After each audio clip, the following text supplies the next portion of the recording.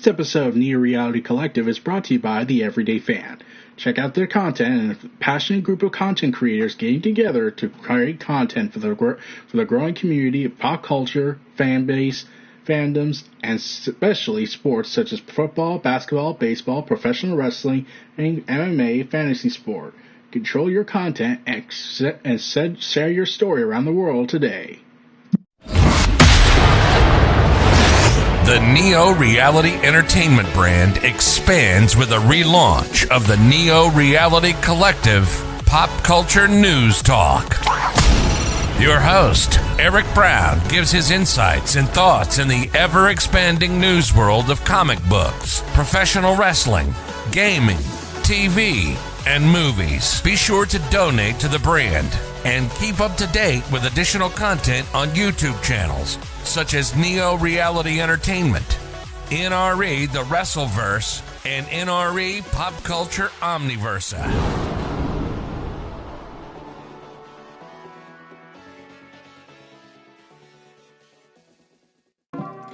Welcome everyone to Neo Reality Collective. I'm your host Eric Brown. We're back, and yeah, this was about a week or so late. Plans changed and life kind of got complicated, but I'm back. I'm hoping to also catch up on Immortal X-Men reviews and hopefully trying to get all that sorted out. But let's dig into the next episode of Neo Reality Collective Pop Culture News Talk and see what the hell's been going on for the past week. So, the week of April 18th was Superman.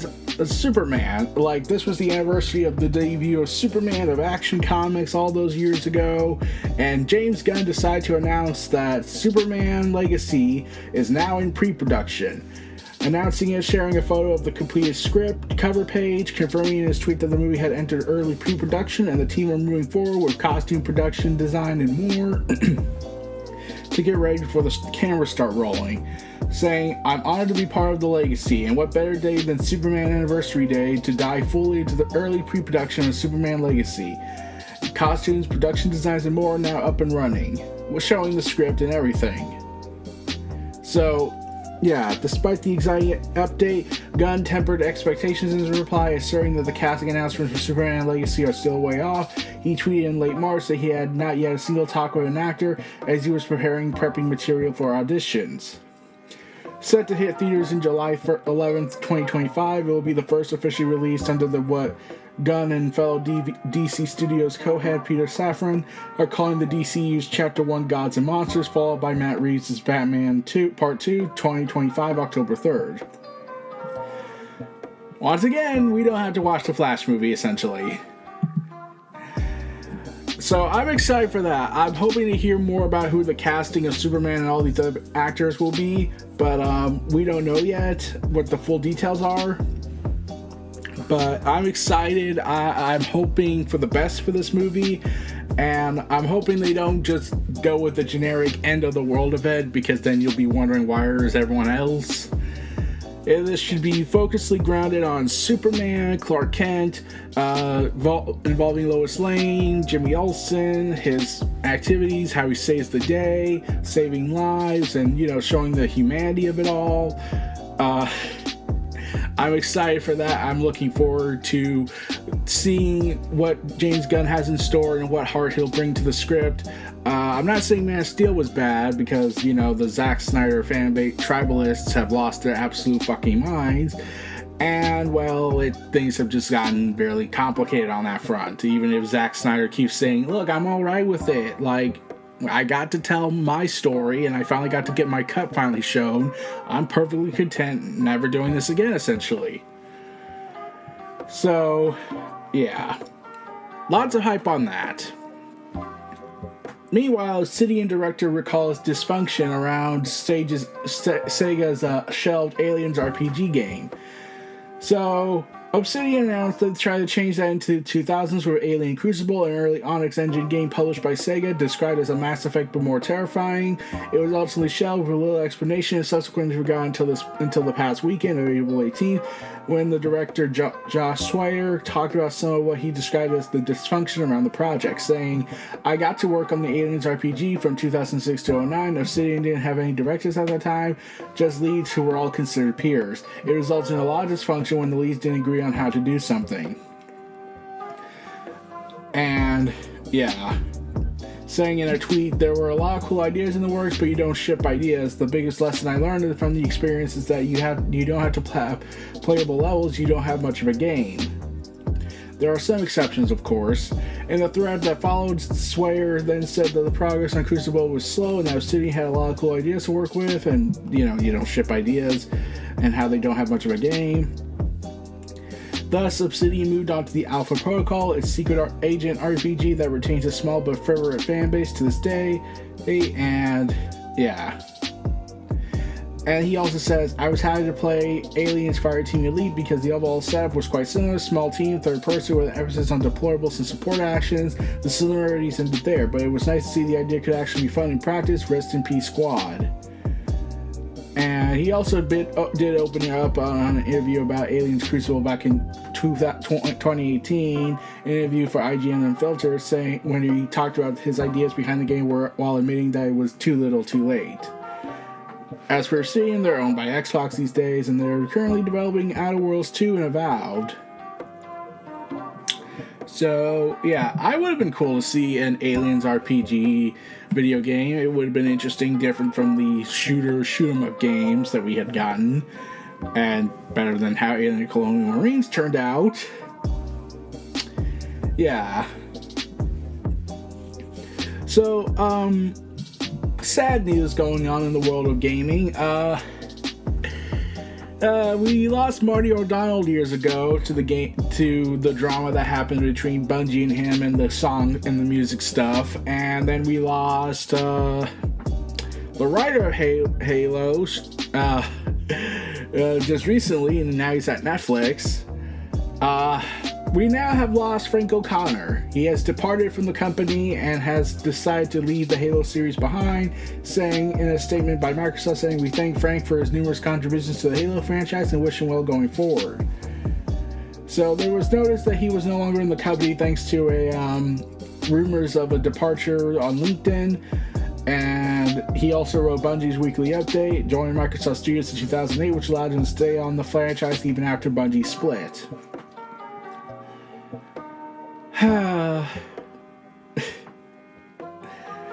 It's sad. It's sad to see these legends go. Joseph Staten left, and now we have this. Man.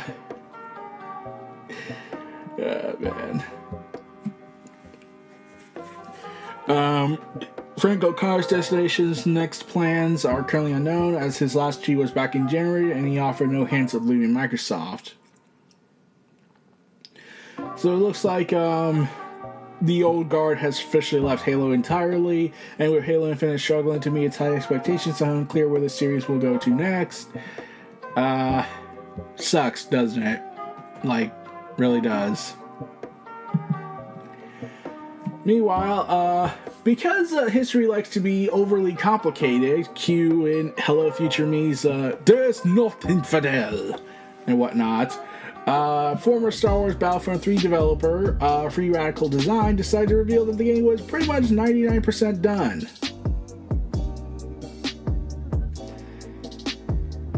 Oh, damn it.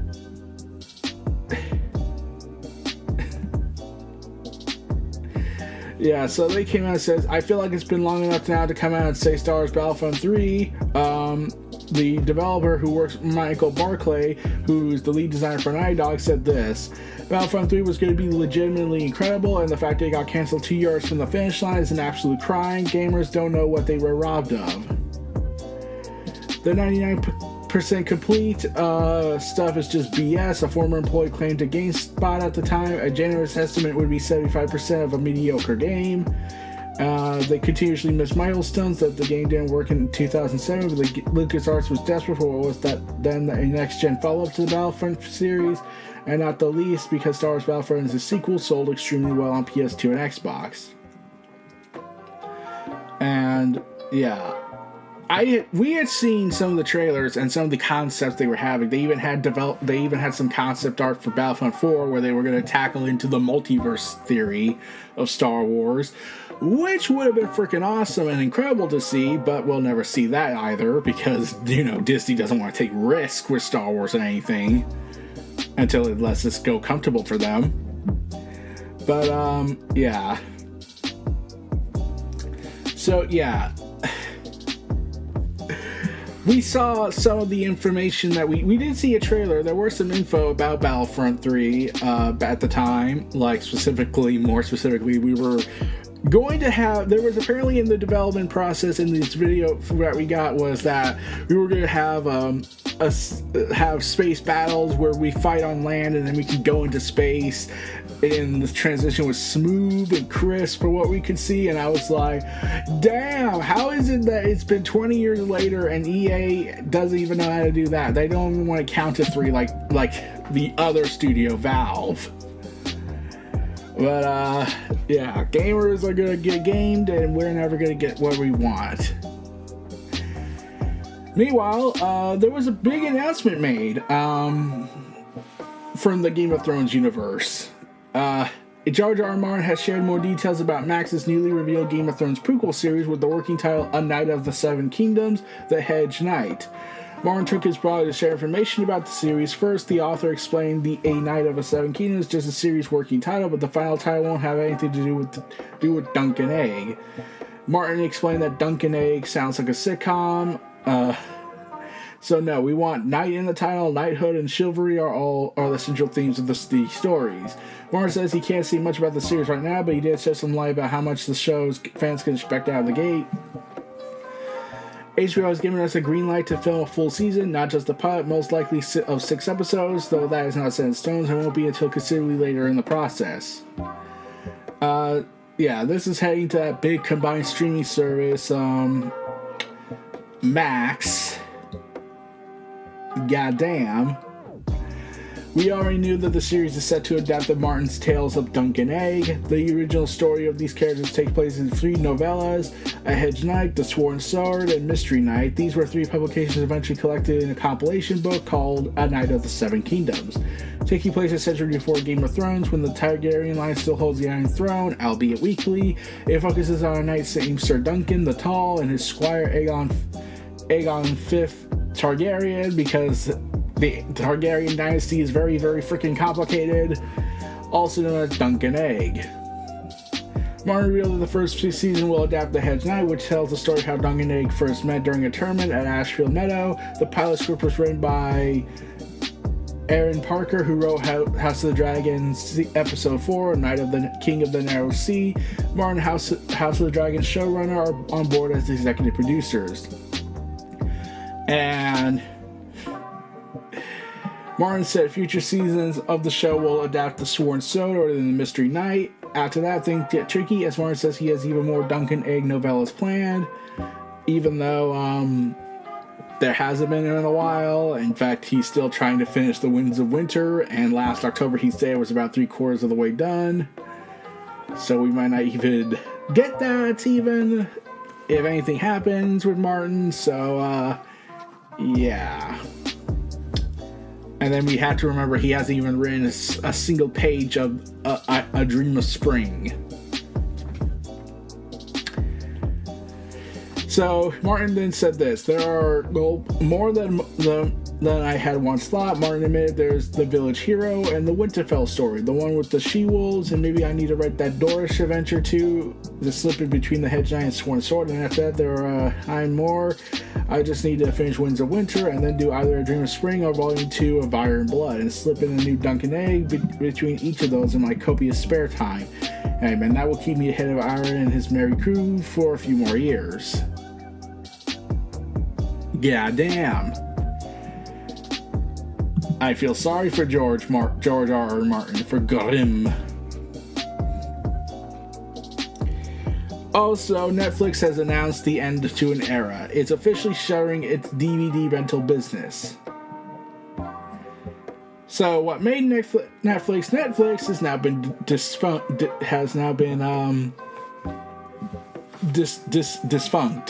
defunct. On September 29, 2023, we will send out the last red envelope. It has been a true pleasure and honor to deliver more movie nights to our wonderful members for 25 years. Thank you for being part of this incredible journey, including this final season of red envelopes. On September 29, 2023 is the end date. And clarifying further the facts and questions, Netflix said it will continue to accept returns until October 27. Consumers still paying for the DVD service will be stopped being billed. If consumers is subscribed to both DVD and streaming, their streaming subscriptions will continue while the DVD one is automatically canceled. Our goal has always been to continue providing the best service for our members, but as the DVD business continues to shrink, it's going to be increasingly difficult. Making 2023 our final season allows us to maintain our quality of service though the last day and go out on a high note. It's an end to an era. It really is. It's going to be a sad day. So Martin Scorsese is currently pissed. You know, how he likes to talk about how many films are not movies, specifically superhero movies, but yeah. But Martin Scorsese has his new movie planned. He is aiming for 3 hours and 26 minutes, and this will be Scorsese's second longest film ever. This is called Killers of the Flower Moon, and yeah. Trailing behind only The Irishman. That movie, which was released on Netflix in 2019, is a 3 hour and 29 minute movie, only 3 minutes longer than Killers of the Flower Moon. It's the longly anticipated adaptation of David Grant's book of the same name, based on real events. The film follows the serial murders of members of the oil wealthy nation in the 1920s Oklahoma. The brutal crimes come to be known as the Reign of Terror, resulting in the formation of the FBI. Leonardo DiCaprio, Robert De Niro headline the film's cast, which also includes Lily Gladstone, Jesse Plemons, Cara Jade Myers, Janine Collins, Gillian Doan, and Tantu Cardell. And this will be his first movie since The Irishman. And it did receive mixed reviews upon its release, but you know, it's gotten a different reception ever since those days. And, yeah, this big movie they're releasing, The Killers of the Flower Moon, is an Apple original film, because of course it is.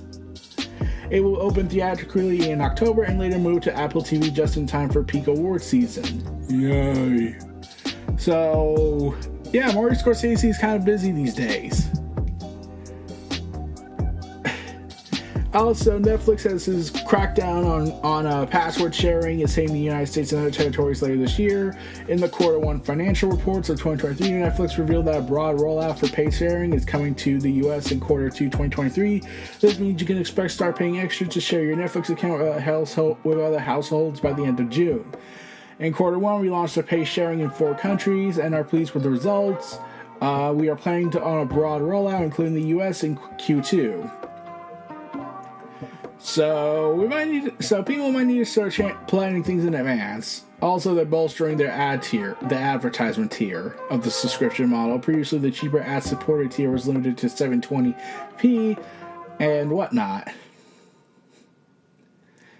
So, also, they revealed that Netflix added 1.8 million subscribers from January to March. So, props to them on making money. Ryan Reynolds had to share more details about the Hugh Jackman appearance of Wolverine in Deadpool 3, and yeah. After he had retired from the Wolverine role and decided to come back, because retirements are not a thing, in a recent interview in ET Canada, Reynolds explained how they managed to get him on board by pitching a version of the character that was different from the previous iterations we've seen. Saying, I think he was ready, I think he was excited, what we pitched him was enough of a divergence from the character that he knows and that the character he's left behind, and it gives him something new, completely new to play with, and something that he's really excited to do. Jackman also previously explained why he opted to return, despite promising Logan would be his final outing, saying that he had made the decision to retire before Deadpool even came out and realized he may have missed out on one more opportunity. Man. Ryan Reynolds and Hugh Jackman are going to cause insanity, aren't they? Hey, if at least we get Wolverine in the iconic suit that's modernized and meets expectations, I will be all for it. Meanwhile, Square Enix continues to piss everyone off by saying, we're tripling down on blockchain, where you deal with even as other publishers flee. See, we have a new deal. You see, we're gonna make more NFTs, blockchains, and all that Web3 entails. We're like getting ahead with the times and whatnot. And I was just like, God damn it. Just stop. No one wants it. No one freaking wants it. Especially after you went ahead and said gamers who just want to have fun are bad people. How could you, man? And you have Final Fantasy, so you know I'm going to want to play those games, but I don't want to play blockchain. I don't want to play NFTs. They're bad. They're environmentally poisonous. And you insulted our intelligence, man. How could you? So enough about that. AMC adds third Anne Rice series alongside Interview with a Vampire and Mayfair Witches. Actively developing a third series alongside these two series in the Anne Rice Immortal universe. Per the official description, the series will focus on Talonska, a secretive organization that is devoted to studying the supernatural world and keeping mortals safe from its darkest elements. Yeah, you're asking too much from humanity. The organization has featured heavily in several of the iconic novels, as also has appeared in the Mayfair Witches series, in which she's one of the actors starring as an agent of it, called Crippin Grieve. The enthusiastic, critical, and fan reactions to the Interview in Mayfair is a great sign of what is to come in the immersive universe based on the works of Anne Rice. The Thanos scare, I'm pretty sure I'm butchering that name, is one of the most intriguing elements of the works. Anyway, with a connected thread through so many of her stories, the standalone and crossover potential for the third series is immense. John Lee Hancock will serve as showrunner and writer on the project, and if it moves ahead, it will join the series, both of which have been renewed for a second season. Yay. Interview with a Vampire debuted in October 2022, and AMC acquired the rights to 18 of Rice's novels from the Vampire Chronicles and the Lives of Mayfair Witches. And in 2022, that seemingly paved the way for the interconnected TV universe in the similar vein to Arrowverse's CW Arrowverse and The Walking Dead. So props to them for getting that business deal, but we'll see in a little bit how that works out. Meanwhile, a Star Trek film starring Michelle Yeoh announced for Paramount Plus, called Star Trek 31, Section 31, which will see the Oscar-winning actress Michelle Yeoh reprise her role as Emperor Philippi Gorica from Star Trek Discovery. If I butchered that, I am sorry. Apparently she plays this alternate reality persona. Yeah, multiversal ideas. This character in Star Trek Discovery is an alternate reality version of her who happened to be the brutal, cunning empress of a parallel universe where xenophobic militaristic humanity has risen to supremacy. And it causes events to transpire where the Emperor flee her reality to find refuge in the mainline universe that we've grown to know. There, her natural talents find her working for the clandestine and often shady Starfleet organization Section 31. My God.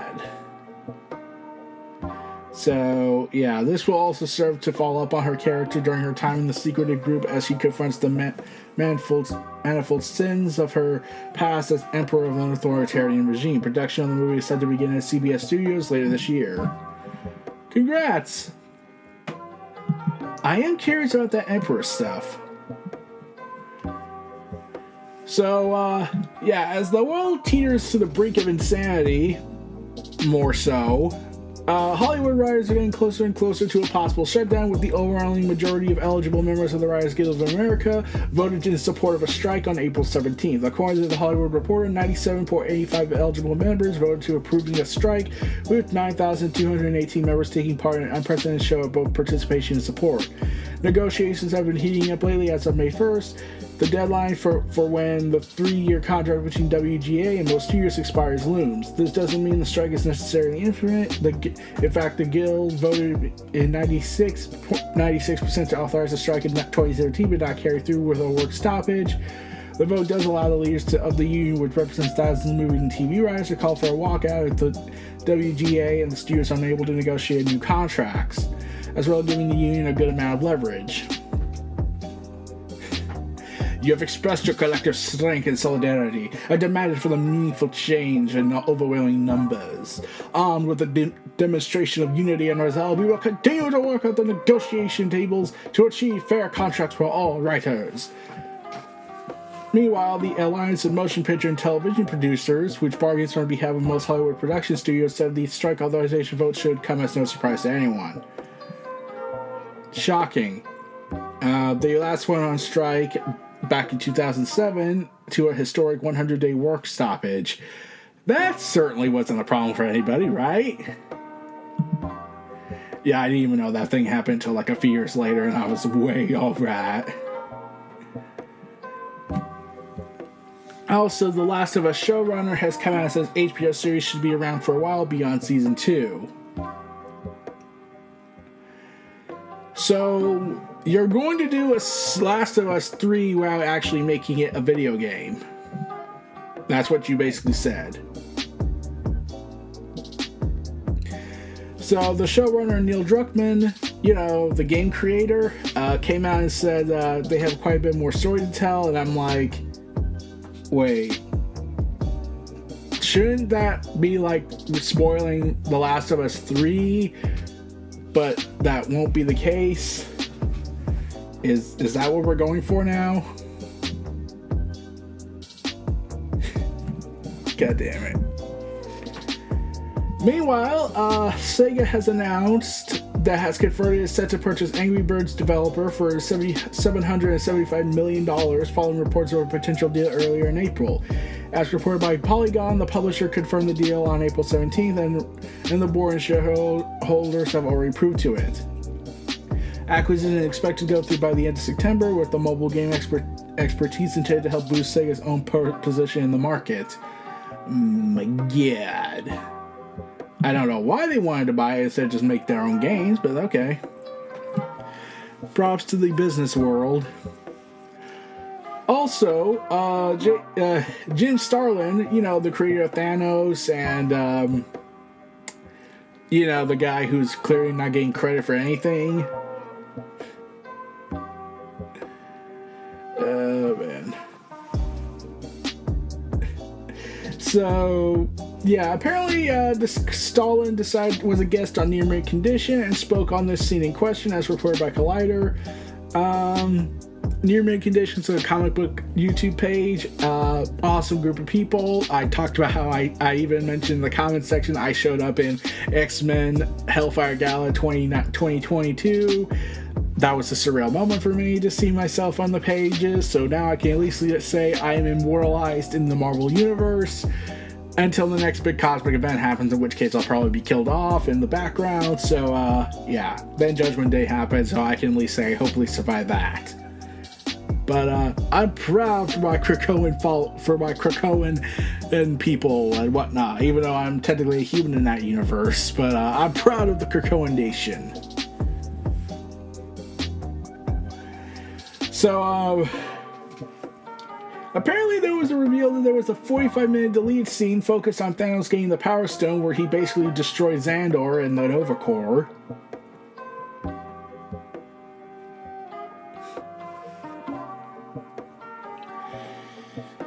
So,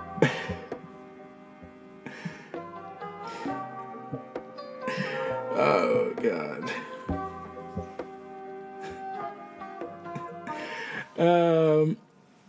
The line, this is what he said. About a month before the movie came out, I got an email or something from Joe Russo saying the 45 minutes of Thanos that we had at the beginning of the Infinity War, we had to cut. There was this whole sequence of him getting the first gem, and they had to cut that out. They shot it, but they never wanted to spend the money on the effects, and they didn't want the movie to be as quite as long as the second one, Endgame, was going to be. They didn't realize it was going to be quite the hit it was. What? You thought Infinity War, which is part 1 of a 10-year culmination piece, was not going to be a hit? It's currently number 6 in the list of highest grossing films of all time. And then Endgame knocked it out of the park again. That wasn't a hit? That wasn't your hit initially? That's interesting. They were wrong, but okay. So, yeah. Meanwhile, Resident Evil 4 and PS5 topped the US sales charts in March 2023. Yay! Both of those titles were also outperformed by last month's Hogwarts Legacy, which placed second overall in March, but remains the best-selling game of 2023 so far, much to those who hate J.K. Rowling's hatred. I mean, it's a complicated topic to talk about. That's why I don't talk about it. I'm just on the opinion of J.K. Rowling sucks, and I never played Harry Potter. So I've never been interested in Harry Potter, so I'm in it, so I win. But anyways. Meanwhile, Oxenfree 2, Lost Signals is finally on its way with a July release date, after the original game came out 7 years ago. Set to release on July 12th. Following a character who didn't appear in the original, Riley is an environmental researcher who returns...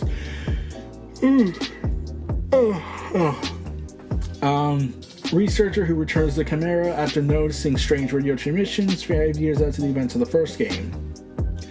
An update to the game in 2021 ties the two together, so that we're likely to see plenty of references and even meet some of the original group of teens, now young adults.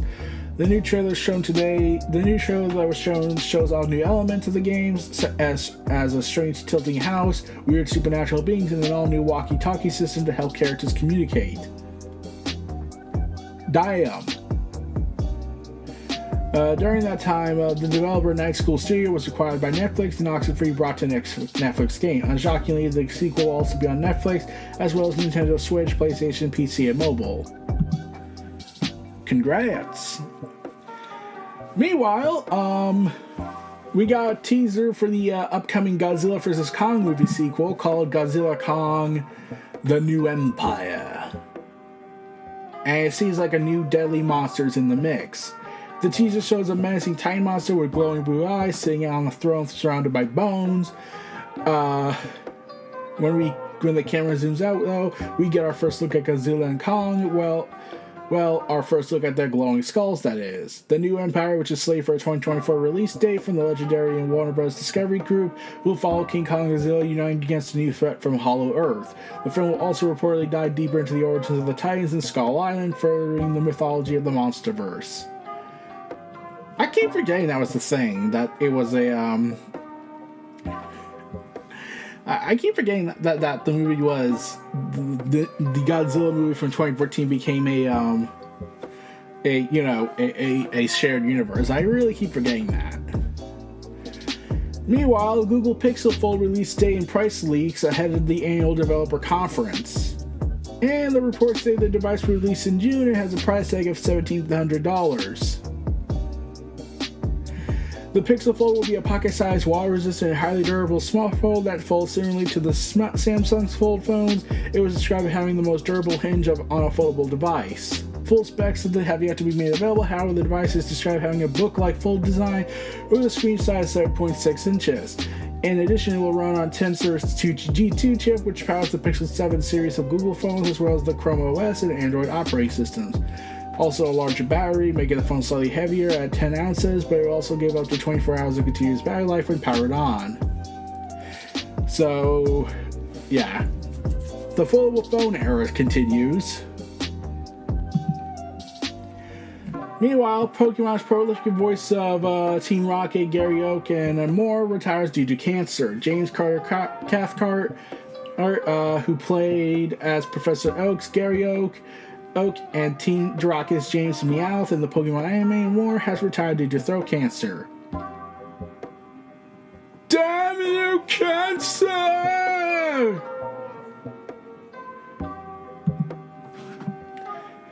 Also, because no one likes this stuff anymore, Twilight's getting an adaptation again.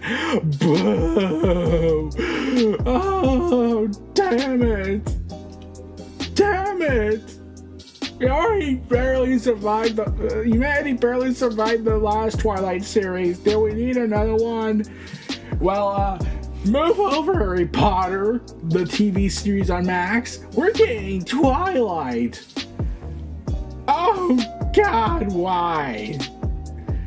Well, let's just hope Stephanie Myers is involved. Damn it! Damn it! You bastards! Damn it!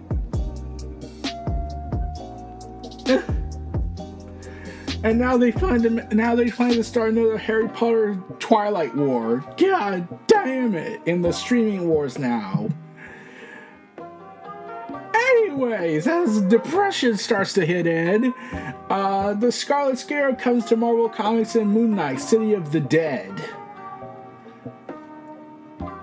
Jed McKay is bringing fans an oversized anniversary of Moon Knight number issue 25. The monumental issue features art from All-Star lineup. And in the upcoming issue, Moon Knight's past and present will collide. The past comes back to bedeviled Moon Knight as he pursues his latest enemy, someone once familiar and new. So this is featuring the debut of the Scarlet Scarab from the MCU coming into the main Marvel comic book. Damn. That's going to be a big deal. Meanwhile, this August, we will be getting a giant-sized spectacular starring the X-Men, Spider-Man, and more to celebrate Marvel Comics' birthday, aka Marvel Age, issue 1000. A massive commemorative issue that includes the contributions from some of the most story creators in Marvel history, as well as a few surprises. J. Michael Straczynski, Dan Slott, Rainbow Rowell, the original Human Torch finds purpose thanks to Mark Waid, the Silver Surfer confronts Mephisto under the guise of Steve McNiven, Jason Aaron, Pepe Larraz detail Thor's impact on immortal life, Ryan Stegman, and explores the support network of Spider-Man's friends and family. Don't worry, I'm sure Marvel's going to kill them all in this issue. We're also going to get Jonathan Hickman apparently in this event. Jonathan Hickman's probably going to be involved in this, hopefully. And also Gary Frank is the cover artist because he's been doing cover art for Marvel lately, so that's freaking awesome. I hope he's back to doing interior work down the road. That's outside of the Image Comics stuff that he's doing with Jeff Johns, but we'll see. So, we'll also be getting the fallout from Captain America Cold War is revealed, and the superstar guest creators assembled for Captain America issue 750, featuring Gary Frank artwork. Also, they'll be joined with other artists and writers such as Colin Kelly, Jackson Lazing, Gail Simone, Dan Jurgens, Steffi Williams, Cody Ziegler. We have a bunch of artists such as Calmaro Canero, I'm pretty sure I butchered that, Sarah Pachel, Rachel Stout, RB Silva, so awesome. Man, so many people involved. Though I'm curious, considering how in the MCU they made Sharon Carter the power broker, are they going to do that to her in the main comic books? That could be a problem since Captain America and her are in a relationship still, and Peggy Carter's from the past and is in the future now. Yeah, comic books are freaking weird.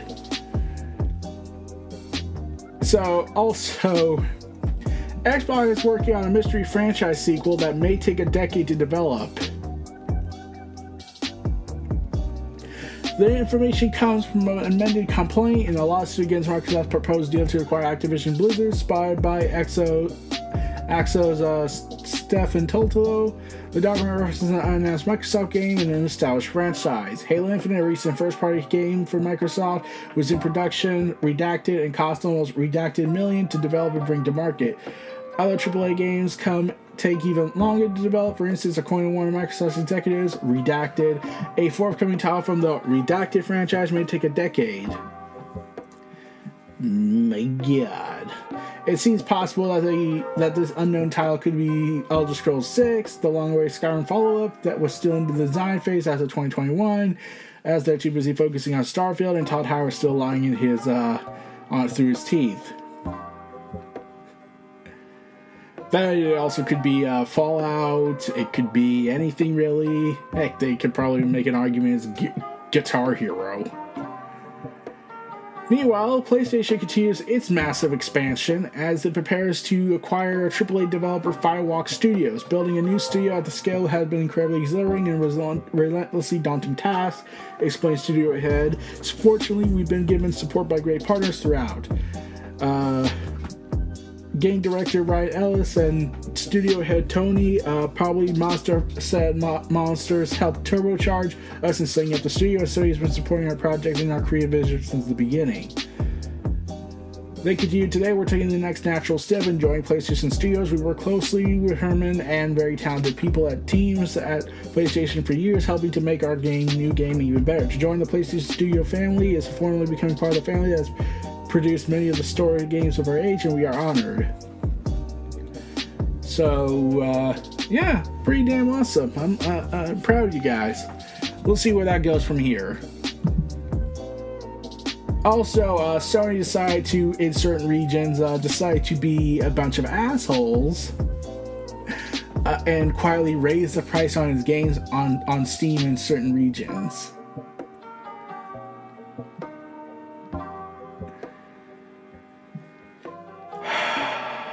They have not announced this. Goddamn.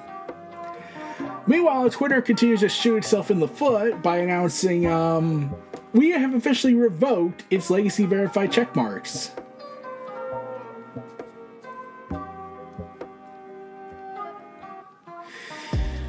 Goddamn it. Yeah, it's dead, and Elon Musk, because he doesn't seem to plan anything ahead, Elon Musk decided to start paying a few celebrities to have Twitter Blue subscriptions following the recent removal of the original verification checkmark for those who have mostly 1 million or more followers.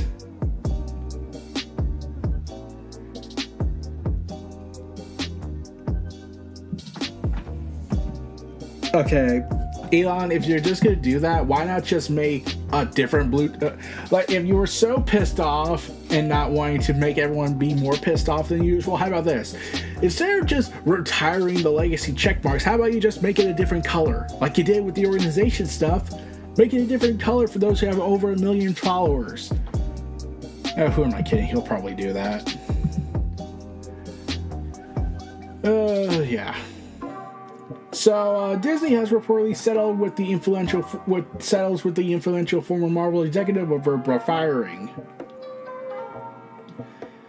Former Marvel executive and producer Victoria, over her abrupt exit, has been settled according to Deadline. The details of the settlement remain confidential, but Deadline reports that there was a multi-million-dollar financial compensation.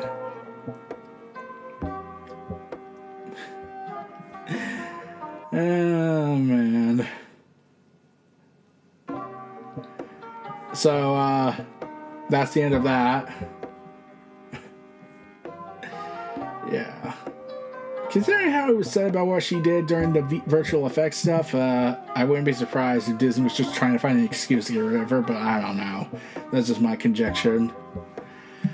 And last but not least, to end this episode off, Scarlett Johansson announced that she's done playing Black Widow. Gwyneth Paltrow may return to the MCU. As reported by Variety, Johansson was a guest on Paltrow's The Goop podcast. The two talked about their time in the MCU and the potential future of their characters. While Pepper Potts is still out of the world after we saw her during the events of Endgame, Black Widow finally got her prequel movie after sacrificing herself to save everything in Endgame. Obviously, especially with all the multiverse shenanigans going on, some version of Black Widow popping up in a future TV show or movie wouldn't be out of the question. Despite that, perhaps some of the baggage of her lawsuit, she now has no interest in being part of this universe again. Saying, I'm done, chapter's over, I did all that I had to do. Also, coming back and playing a character again and again over a decade of time is such a unique experience. Johansson said then asked if she was Paltrow if she was done with the MCU and she wasn't ready to be 100% confirm it one way or another. I said, I think so. I mean, I didn't die, so they can always ask me. I think you might come back at some point. Really? A 64-year-old Pepper Potts? How great. 100% that's happening. I can see it. They never gonna let you go. Break out that wig, baby. They also addressed the alleged feud the pair had and deny saying anything of the sort went from Iron Man 2 days. Is that a rumor? You were so nice to me on that movie. I was so petrified. You were so nice to me. You could have been awful. I was so out of my comfort zone on that movie. I've never done anything like that before. Plus, you had established such deep friendships. Paltrow added the entire Iron Man cast was so psyched Johansson was there, and that she was so happy to have another woman around. So, yeah, it looks like that's been thrown out the window. So all those who want drama have been denied. But, yeah, that's the end of this episode. You notice there was no ad break because I don't have ad spots currently for my podcast on Anchor.fm. I'm hoping to build up that repertoire again and hopefully get that back. But that's going to probably be a while. So, yeah, we could just thank the everyday fans for their contributions to helping out and promoting all this content I've been making. I'm looking forward to talking about more of this. I'm also trying to get back on the review side of things. We'll see where that goes. But I'm your host, Eric Brown of Neo Reality Entertainment, Neo Reality Collective, Pop Culture News and Reviews Talk. Feel free to like, comment, subscribe. Check out my other content throughout YouTube, Twitter, and everywhere else. Check out my YouTube channels. Check out my other stuff. Stay tuned for this outro, and I'll see y'all again next time. Take care, and have a good day, everyone. Take care, and have a good one.